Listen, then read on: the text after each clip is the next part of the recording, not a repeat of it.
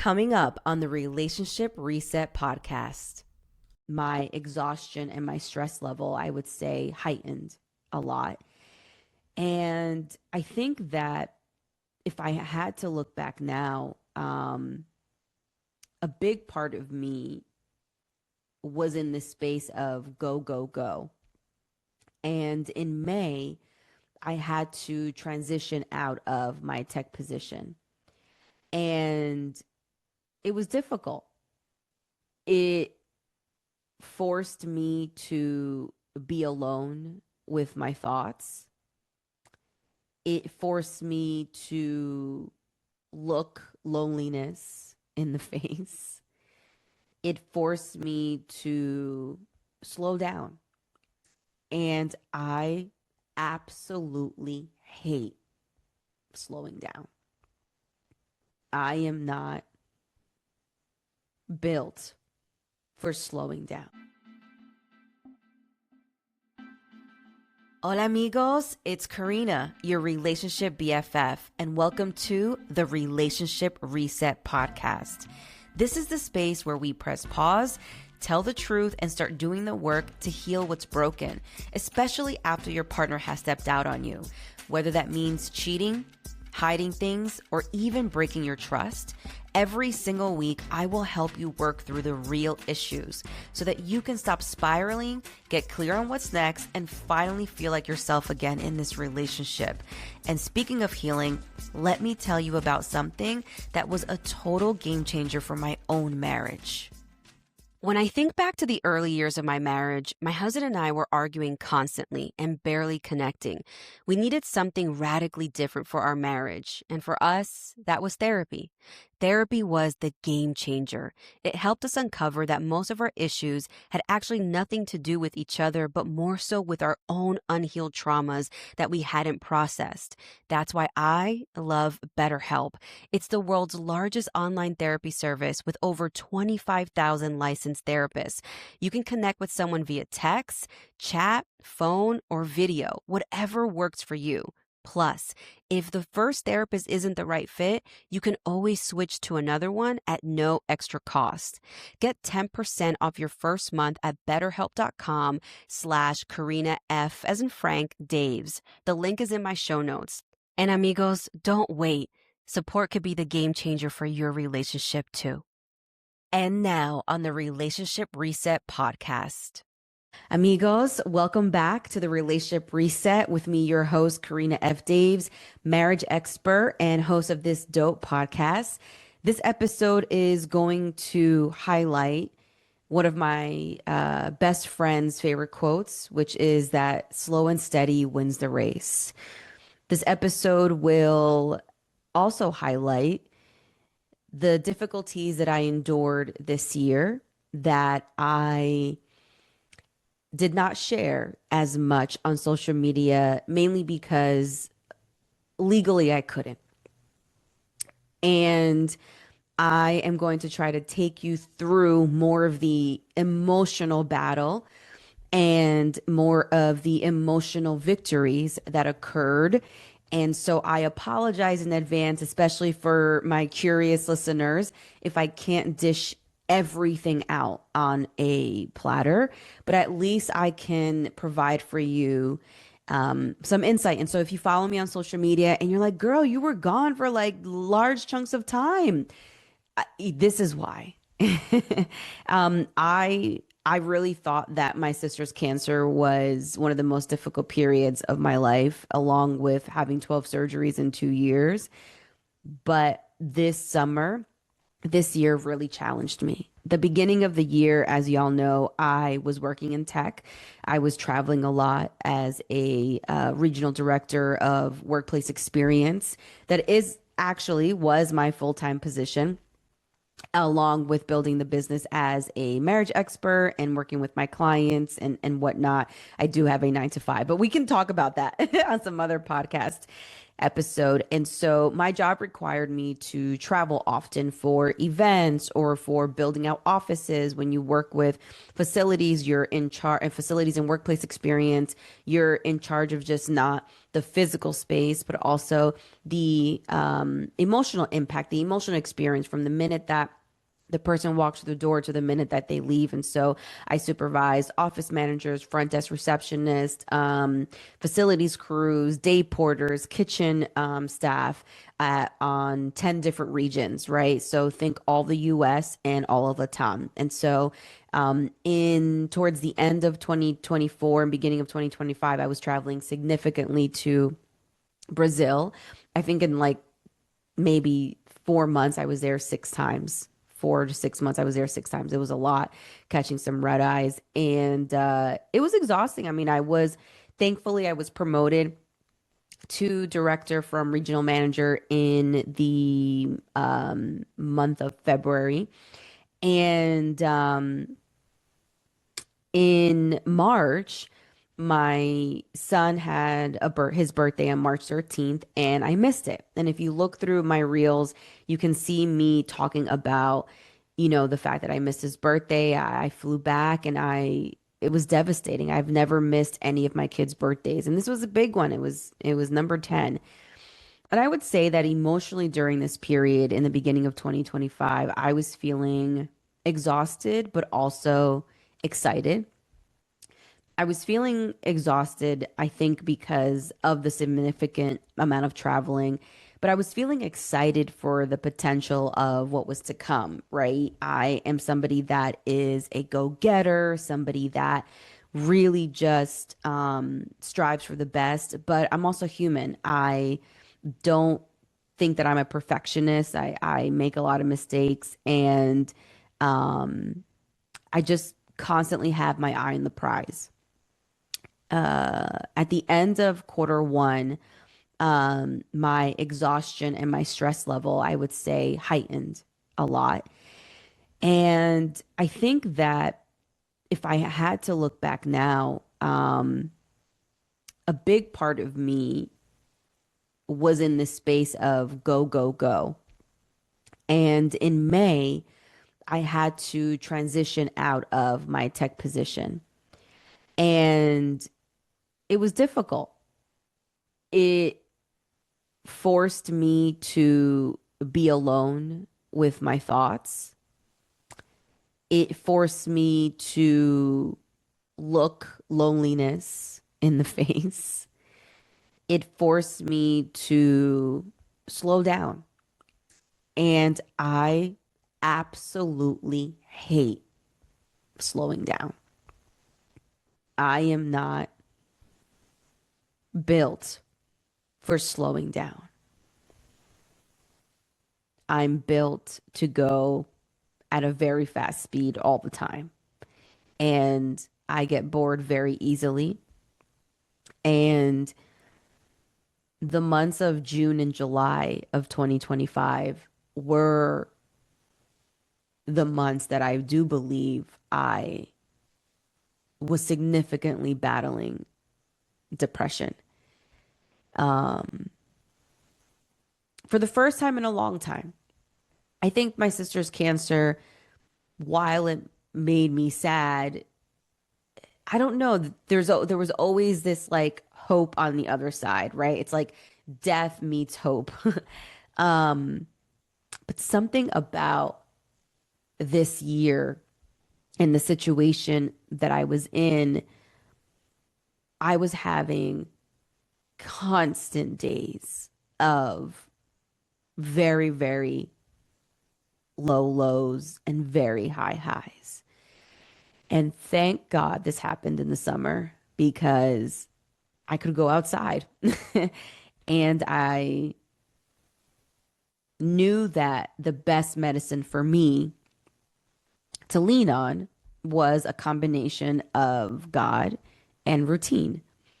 And so, not that I strayed away from God, but I do think that our busyness doesn't allow us to be with Him in the same way that we are when we're in need.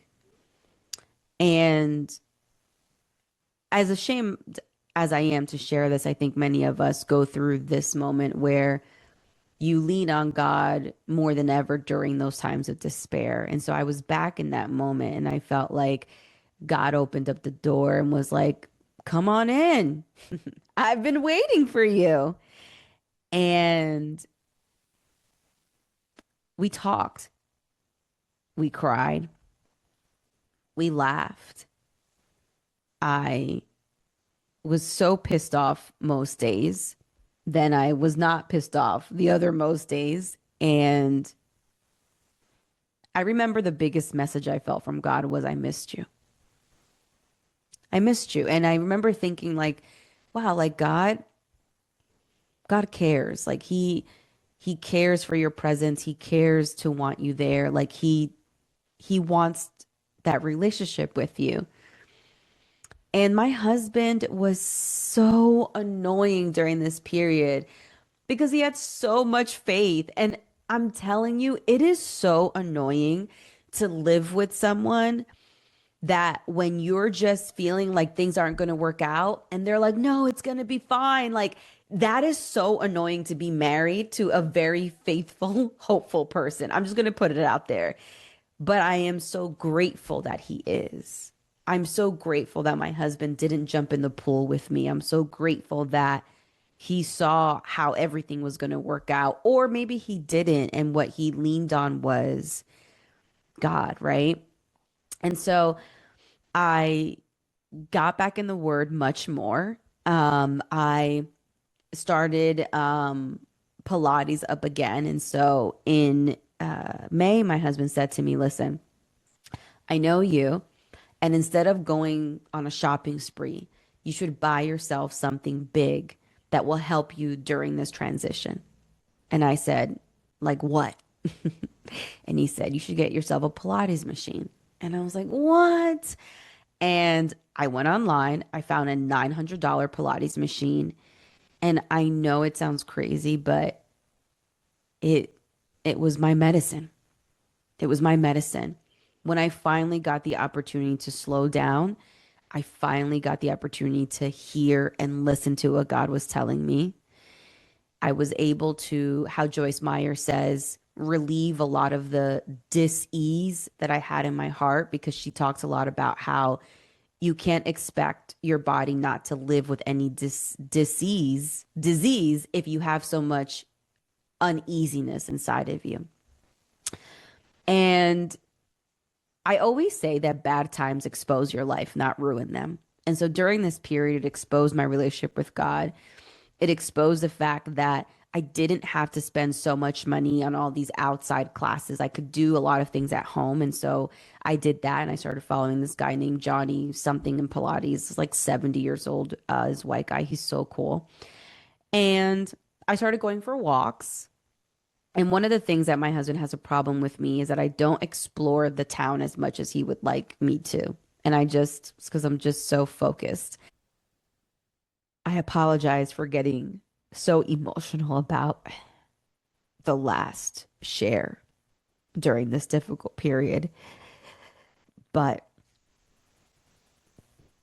if any parent has ever felt that deep, deep guilt of not being able to give your kids the time and attention that you know deep down inside they need, this summer exposed that. And I have walked around the last 11 years with a lot of mom guilt from time to time, and I'm able to regulate it. But I think this summer really opened up my heart to see my kids for the first time. And I think that while I was so engrossed in joy that I could finally see them for who they are, it made me feel so guilty about what I hadn't done prior. And I started to spend slow mornings with my kids, and they would be around when I would be doing Pilates. I started to pick up my kids from school, and I never did that before as much as I was doing now. I started to intentionally make after school snacks and cook a lot slower. And I was going I was going to my kids' sports practice and just sitting there.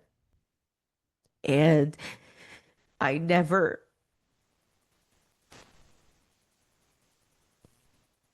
I never knew it meant this much to them. And I think it's not your presence, which matters, but I think it's the micro moment that happens in between that presence. So it's the showing up to football practice and then saying, let's go get bubble tea after. It's that moment that they crave. And this summer and its slowness taught me how to be a mom again. And slow and steady does win. Hola, amigos. Let's get real for a second. If you're tired of walking on eggshells, tired of feeling like you're doing all of the work in this relationship, or even sick of wondering if your relationship can even survive what happened, it's time to stop spiraling and start healing. In my private one-on-one coaching program, we're not going to sugarcoat, we get deep. I help you break toxic cycles, call out the patterns that keep remaining y'all both stuck, and finally shift the energy in your relationship, but for real this time. So whether you're coming in solo or as a couple, I want you to know that the work starts with you. Hit the link in the show notes to book your consultation call.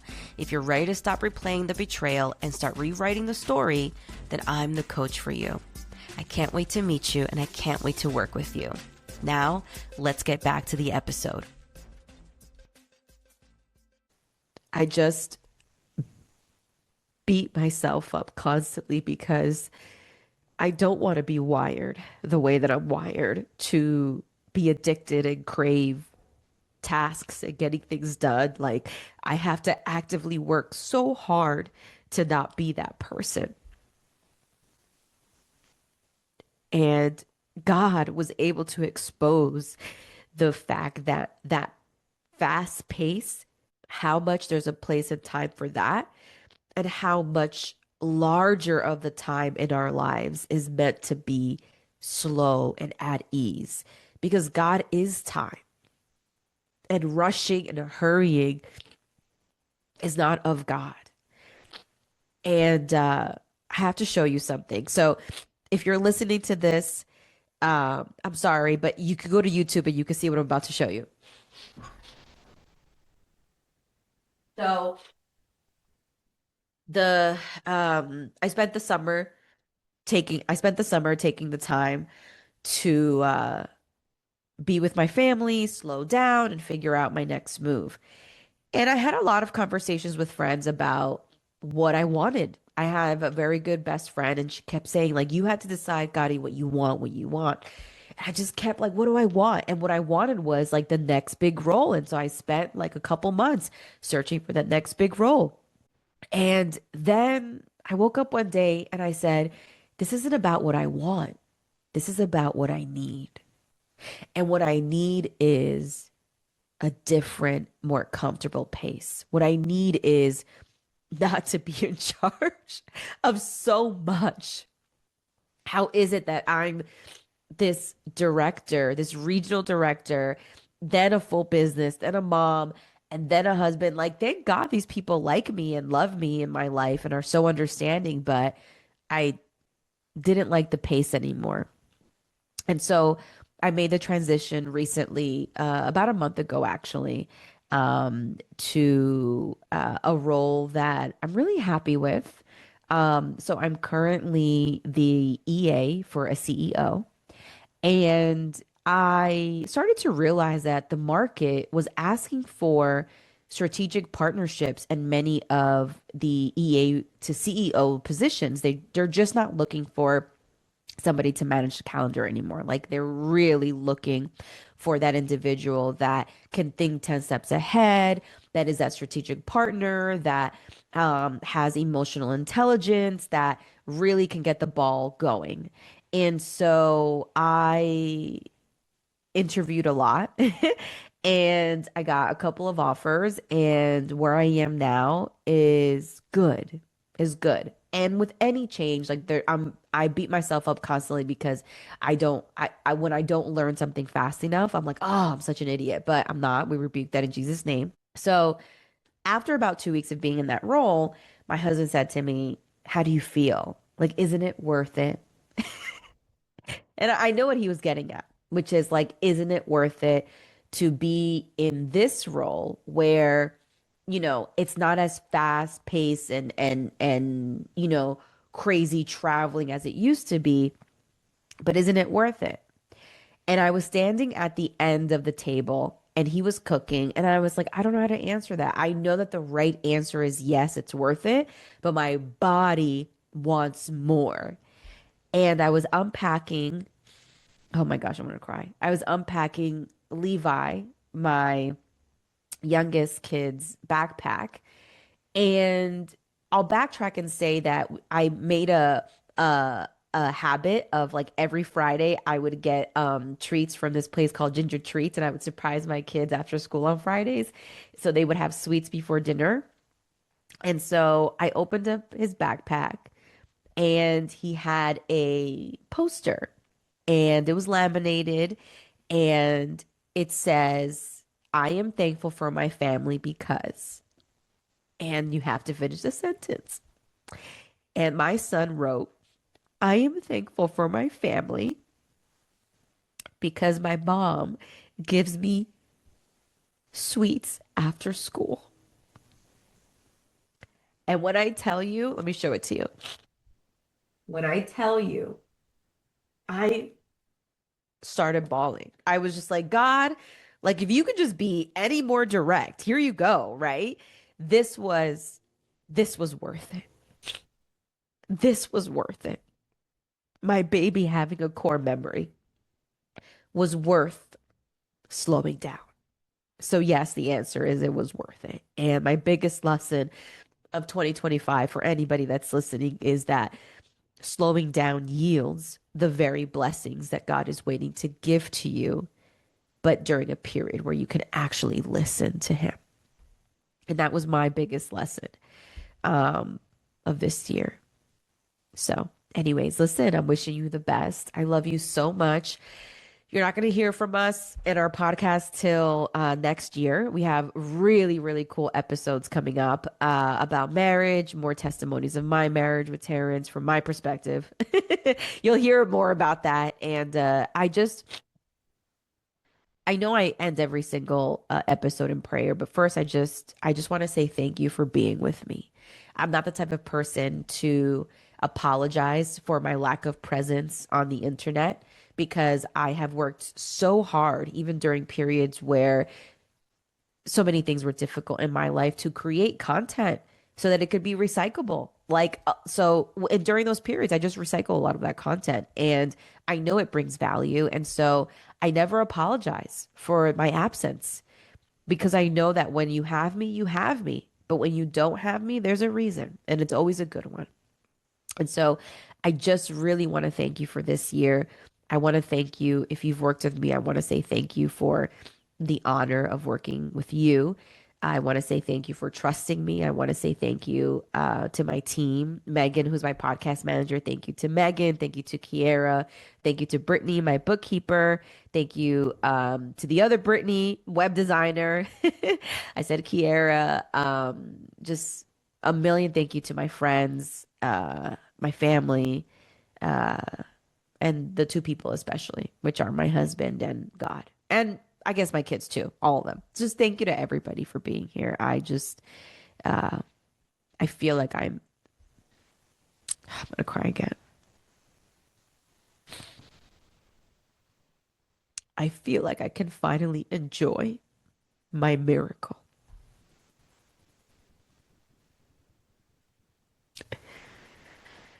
God gives us free will, which is why some things take longer, because we decided to do it our way. So let me just pray. Father God, I thank you for our life. And I thank you that this year did not rob us of our joy or hope in you. I just thank you. I just want to say thank you. Thank you for our lives. Thank you for our relationships. Thank you. Thank you for loving us. Amen. Okay. I love you so much. Happy 2025 and Happy New Year. And I love you. I'll talk to you soon. Bye. If this episode made you pause, take a deep breath, or say, dang, she's talking about us, then good. That means that we're getting somewhere. You see, this podcast is here to help you stop avoiding the hard stuff and actually start healing. So if you're ready for more real talk, go ahead and follow me on Instagram and TikTok at my handle, Karina F as in Frank Daves. And please make sure that you're also subscribed to my newsletter, Release Your Relationship, at KarinaFDaves.com. Every single week, I will drop straight to the heart tools and truths to help you face what's not working in your relationship so you can finally do something about it. If this episode resonated with you, please feel free to leave me a review on Apple Podcasts, hit the subscribe button, and share it with all of your amigos. Thank you so much for listening, and remember, one day at a time. I'll see you next week.